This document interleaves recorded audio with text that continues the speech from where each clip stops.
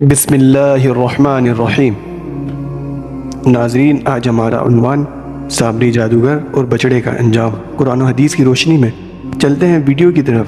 سامری جادوگر کون تھا؟ تفسیر معروف القرآن میں لکھا ہے کہ بعض حضرات نے کہا ہے کہ آل فرعون کا قبطی آدمی تھا جو موسیٰ علیہ السلام کے پڑوس میں رہتا تھا۔ آپ پر ایمان لایا، اور جب موسیٰ علیہ السلام بنی اسرائیل کو لے کر مصر سے نکلے تو یہ بھی ساتھ ہو لیا۔ اور بعض نے کہا ہے کہ یہ بنی اسرائیل ہی کے قبیلے سے سامرا کا ایک رئیس تھا، اور یہ قبیلہ شام میں معروف ہے۔ حضرت سعید بن جبیر رضی اللہ تعالیٰ عنہ نے فرمایا کہ یہ فارسی تھا، کرمان کا رہنے والا تھا، اور حضرت ابن عباس رضی اللہ تعالیٰ عنہ نے فرمایا کہ یہ ایسی قوم کا آدمی تھا جو گائے کی پرستش کرنے والی تھی۔ قرطبی کے حاشیے میں لکھا ہے کہ یہ ہندوستان کا ہندو تھا جو گائے کی عبادت کرتے تھے۔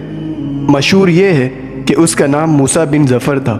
ابن جریر نے ابن عباس سے روایت کیا ہے، موسیٰ سامری پیدا ہوا، فرعون کی طرف سے تمام بنی اسرائیل کے لڑکوں کو قتل کا حکم جاری ہوا۔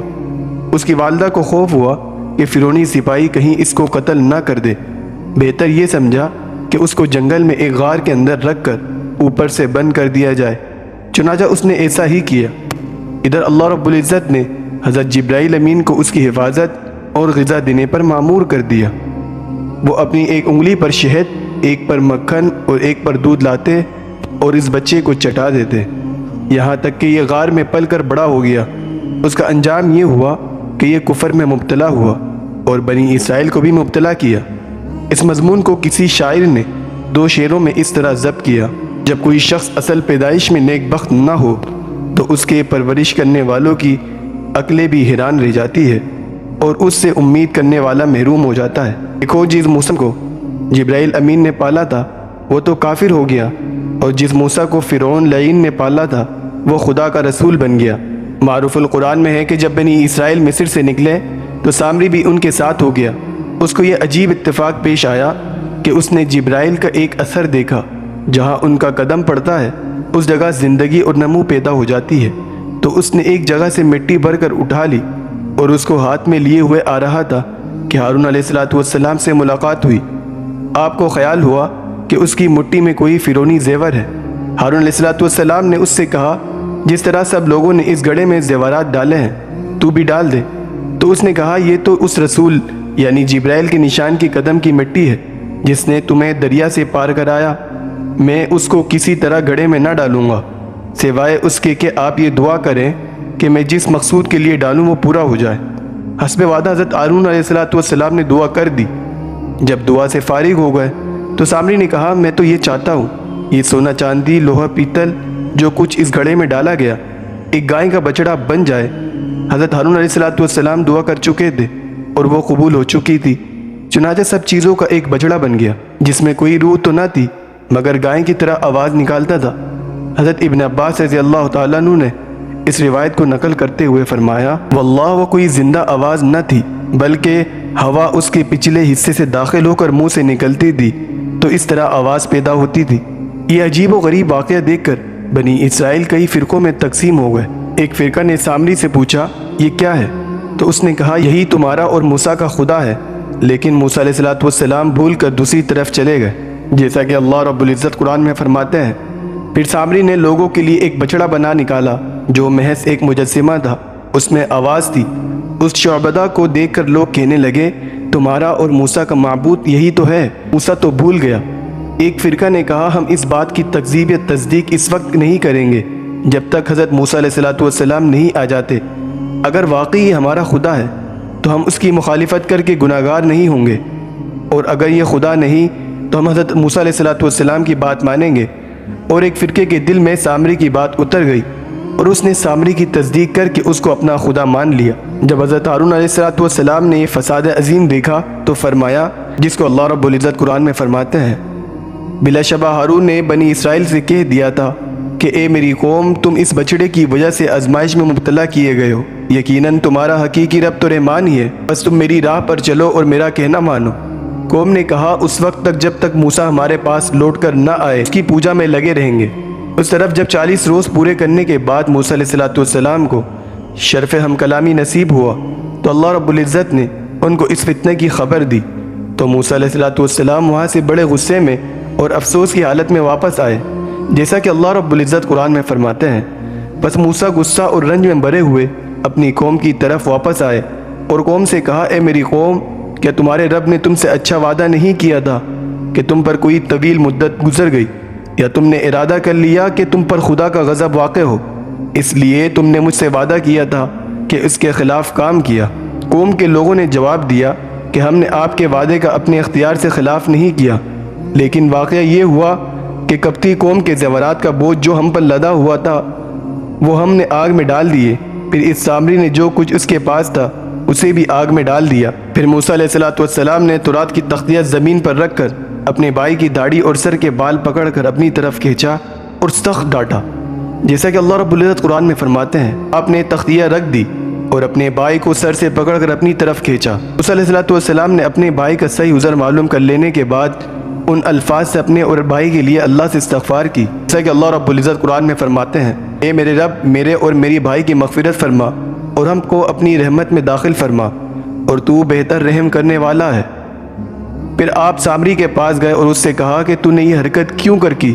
تو اس نے جو جواب دیا قرآن نے اس کو محفوظ کر لیا۔ سامری نے کہا، میں ایسی چیز دیکھی جو اوروں نے نہیں دیکھی، میں نے اس فرشتے کے نشان قدم کی مٹی میں سے ایک مٹھی بھر لی اور وہی مٹھی ڈال دی، یعنی بچڑے کے منہ میں۔ اس وقت میرے جی نے ایسا ہی صلاح دی تھی۔ حضرت موسیٰ علیہ السلام نے تحقیق کے دوران معلوم کر لیا کہ سارا قصور سامری کا ہے۔ اس نے فرمایا، تیرے لیے یہ سزا ہے کہ تو زندگی بھر یہ کہتا پھرے، مجھے کوئی ہاتھ نہ لگائے، ورنہ وہ بھی عذاب میں گرفتار ہو جائے گا، اور تیرے لیے ایک میعاد مقرر ہے، اس کے خلاف نہ ہوگا۔ اللہ رب العزت قرآن میں فرماتے ہیں، حضرت موسیٰ نے اس سے فرمایا، جا، تیری یہ سزا ہے کہ تو کہتا پھرے مجھے کوئی ہاتھ نہ لگائے، اور تیرے لیے ایک میعاد مقرر ہے جس کے خلاف نہ ہوگا۔ مفسرین نے لکھا ہے، سامری جنگل میں چلا گیا اور یہی پکارتا تھا کہ مجھے مت ہاتھ لگانا، کیونکہ اگر اس کو ہاتھ لگاتا تو دونوں کو بخار آ جاتا۔ اس طرح ذلت کی حالت میں جنگل میں ہی واصل جہنم ہوا۔ جب موسیٰ علیہ السلام سامری کو سزا سنا چکے تو بچڑے کی طرف متوجہ ہوئے، اس کو جلایا اور پھر اس کی راکھ پانی میں بہا ڈالی، جس کو اللہ رب العزت قرآن میں فرماتے ہیں، اور تو اپنے معبود کو دیکھ جس کی پوجا پر تو جمع بیٹھا تھا، یقیناً ہم اس کو جلائیں گے، پھر اس کی راکھ بکھیر کر دریا میں بہا دیں گے۔ بے شک تم لوگوں کا حقیقی معبود تو صرف اللہ ہی ہے، جس کے سوا کوئی عبادت کے لائق نہیں۔ ابن کثیر میں ہے کہ جس نے بھی اس دریا کا پانی پیا اس کا چہرہ زرد پڑ گیا۔ اس سے سارے گوسالہ پرست معلوم ہو گئے۔ اس وقت بنی اسرائیل کو یقین آ گیا کہ ہم فتنے میں مبتلا ہو گئے تھے، اور سب کو اس جماعت پر محبت اور رشک ہونے لگا جس کی رائے حضرت ہارون علیہ السلام کے مطابق تھی۔ بنی اسرائیل کو اس گناہ عظیم پر افسوس ہوا تو موسیٰ علیہ السلام سے کہنے لگے، اپنے رب سے دعا کیجئے ہمارے لیے توبہ کا دروازہ کھول دے جس سے ہمارا گناہ کا کفارہ ہو جائے، جس کو اللہ رب العزت قرآن میں فرماتے ہیں، اور وہ زمانہ یاد کرو جب ہم نے موسیٰ سے 40 راتوں کا وعدہ کیا تو پھر تم نے اس کے بعد ایک بچڑا بنا لیا اور تم ظالم تھے، پھر اس کے بعد ہم نے تم سے درگزر کیا، شاید تم احسان مانو گے۔ حضرت موسیٰ علیہ السلام نے ان لوگوں کو جنہوں نے بچڑے کو اپنا معبود مان لیا تھا توبہ کرنے کا حکم دیا اور بتایا کہ اللہ رب العزت کی طرف سے توبہ اس طرح ہے کہ جن لوگوں نے بچڑے کو معبود بنایا تھا ان کو وہ لوگ قتل کریں جنہوں نے نہ تصدیق کی تھی اور نہ تکذیب، اور ساتھ ساتھ ان کو آخرت کے عذاب سے بھی ڈرایا، اور ان لوگوں کو اللہ کے اس فیصلے پر آمادہ کیا جب قوم آمادہ ہو گئی تو آپ نے حکم دیا بچڑا پوجنے والے اپنے گھروں سے بغیر ہتھیار کے نکلے اور اپنے دروازوں پر زانوں مار کر بیٹھ جائے اور پیٹیں اپنے زانوں سے باندھ لے اور اپنے سروں کو گھٹنوں پر رکھ دے اور تلوار کا زخم اپنے سر پر لے اور نہ بدن کو ہلائے اور نہ ہاتھ پاؤں مارے۔ جو کوئی ان شرطوں کے خلاف کرے گا اس کی توبہ قبول نہ ہوگی۔ اللہ رب العزت قرآن میں فرماتے ہیں، جب موسیٰ نے اپنی قوم سے کہا، اے میری قوم، تم نے اس بچڑے کو معبود بنا کر بڑا نقصان کیا، سو اب تم اپنے خالق کے سامنے توبہ کرو اور ایک دوسرے کو قتل کرو، یہی طریقہ تمہارے خالق کے نزدیک تمہارے لیے بہتر ہے۔ بس اللہ نے تم پر توجہ فرمائی، بے شک وہی توبہ قبول کرنے والا نہایت مہربان ہے۔ اس کے بعد جب دوسرا دن ہوا، صبح کے وقت حضرت ہارون علیہ السلام کو حکم ہوا کہ ان لوگوں میں سے 12,000 افراد کو جنہوں نے نہ گوسالہ کی پرستش کی نہ انکار کیا تھا، ننگی تلواریں دے کر کہا، ان کو قتل کرنے کا کام شروع کرو۔ اور آپ ایک بلند مقام پر کھڑے ہو کر آواز دیتے تھے، اے اسرائیل کے گرو، تمہارے بھائی تم پر تلوار کھینچے ہوئے آئے ہیں اور تمہیں قتل کرنا چاہتے ہیں، بس اللہ سے ڈرو اور صبر کرو۔ حضرت حسن بصری رحمۃ اللہ علیہ سے منقول ہے، بنی اسرائیل کی 3 جماعت میں سے 2 جماعت کو یہ حکم ملا کہ آپس میں قاتل و مقتول ہو۔ جنہوں نے گوسالہ پرستی کی تھی وہ مقتول ہو، اور جنہوں نے نہ اقرار کیا تھا نہ انکار وہ قتل کرے، تاکہ انکار نہ کرنے کا جو گناہ ان سے سرزد ہوا وہ معاف ہو جائے۔ اور جنہوں نے اس وقت انکار کر دیا تھا اور حضرت ہارون علیہ السلام کے ساتھ ہو گئے تھے، چونکہ وہ اس گناہ میں شریک نہ تھے اس لیے ان کی توبہ کی حاجت نہ تھی۔ اور روایتوں میں آیا ہے کہ جب مارنے والوں نے دیکھا کہ جن کے قتل کرنے کا حکم ہوا وہ ان کے بھائی، بھتیجے، بھانجے اور دیگر رشتہ دار ہیں، تو قتل کرنے میں ہچکچانے لگے، اور شفقت طبی کی بنا پر ان کے ہاتھ کام نہ کرتے تھے، تو اللہ رب العزت نے ایک سیاہ غبار بھیج دیا تاکہ یہ ایک دوسرے کو نظر نہ آ سکے۔ انہوں نے بے دھڑک مارنا شروع کر دیا، یہاں تک کہ صبح سے شام تک 70,000 آدمی قتل ہو گئے۔